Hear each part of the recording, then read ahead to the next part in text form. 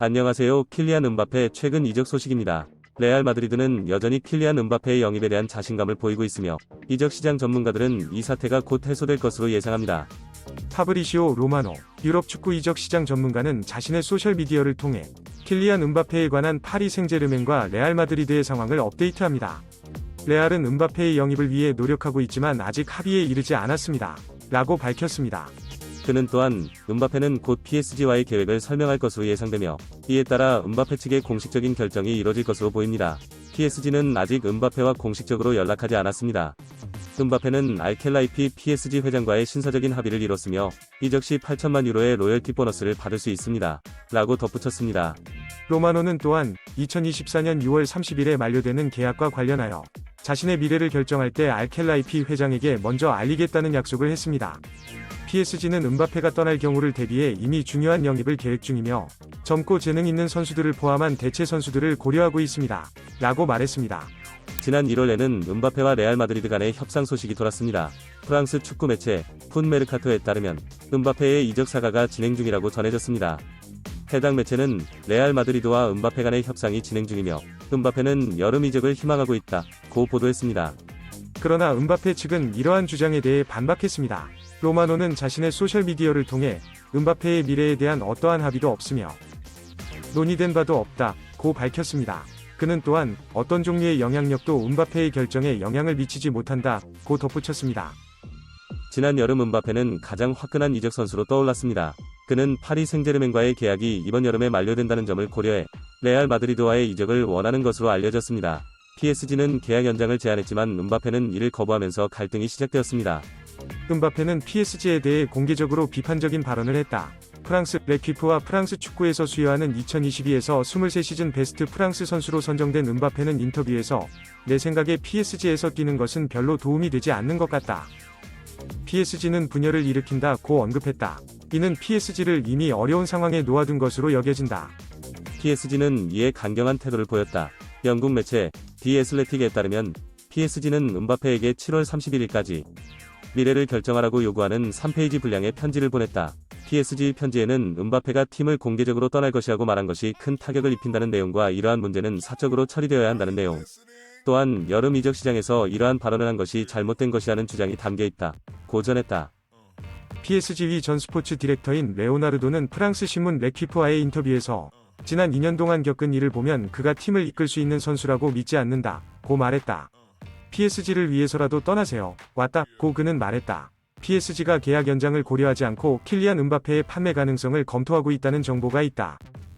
프랑스 매체 르 파리지앵은 11일 음바페가 이적료를 받지 않거나 2024년 이후 계약을 연장하지 않는 이상 계속해서 높은 연봉을 지급하기 어렵다고 보도했다. 그들은 그를 즉시 PSG에 팔 준비가 되어 있습니다. 음바페를 전복시키기 위해 그들이 할 수 있는 모든 일을 할 것이라는 정보가 있습니다. PSG와 음바페의 갈등이 계속되자 로마노는 자신의 소셜미디어를 통해 음바페가 2025년까지의 연장 계약 옵션을 선택하지 않을 것이라고 PSG에 전달했습니다. PSG는 이에 분노하며 음바페를 2023년 여름 이적 시장에 매각할 계획을 갖고 있습니다.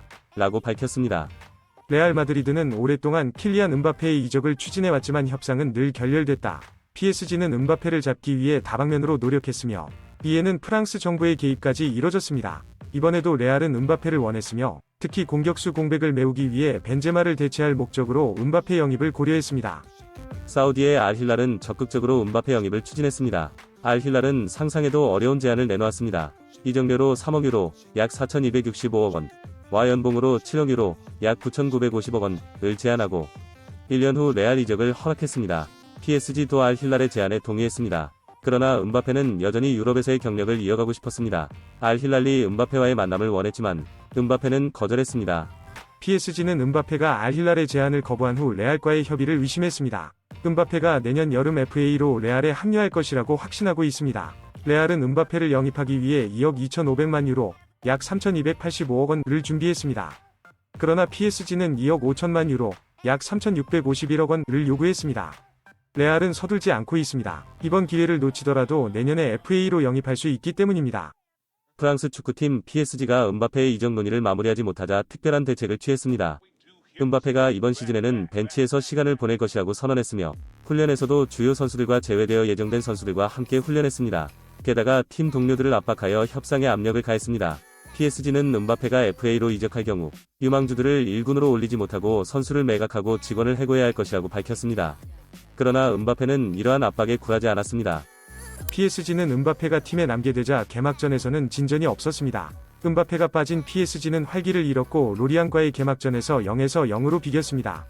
그러나 이후에 PSG와 음바페가 화해했다는 소식이 전해졌습니다. BBC는 음바페가 1년 연장 계약에 서명할 가능성이 높다. PSG는 내년 여름 레알의 이적료를 받고 음바페를 판매할 수 있다. 고 보도했습니다. PSG는 클럽의 공식 웹사이트를 통해 음바페와 매우 건설적이고 긍정적인 대화를 나눴다. 음바페가 1군 훈련에 복귀했다. 라며 음바페의 훈련 합류 소식을 전했습니다. 음바페는 2라운드에서 나와 페널티킥으로 시즌 첫 골을 넣었습니다.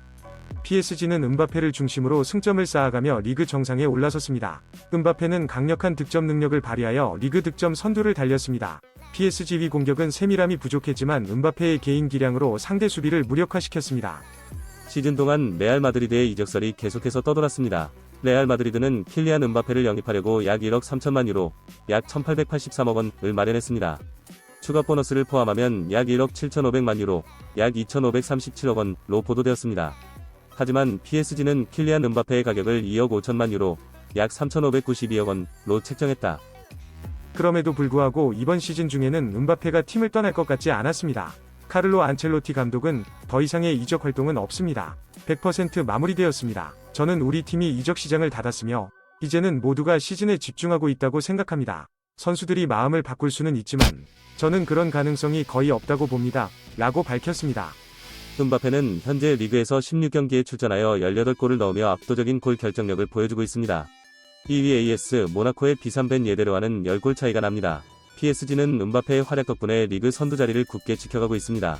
PSG는 현재 승점 40으로 1위를 유지하고 있으며 2위 니스는 승점 35를 기록하고 있습니다. 리그에서는 항상 따라올 팀이 없었지만 이번 시즌에도 유럽 축구 연맹 챔피언스 리그에서의 경기가 과제였습니다.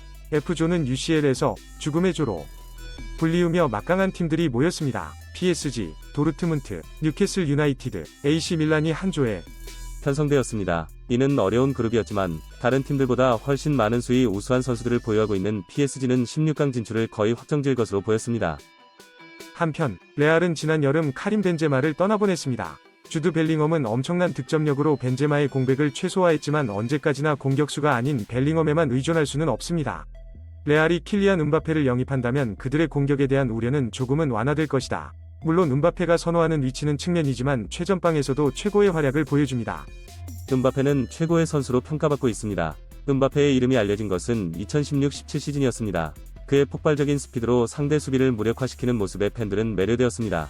음바페의 활약으로 모나코는 리그앙에서 PSG를 제치고 우승했습니다.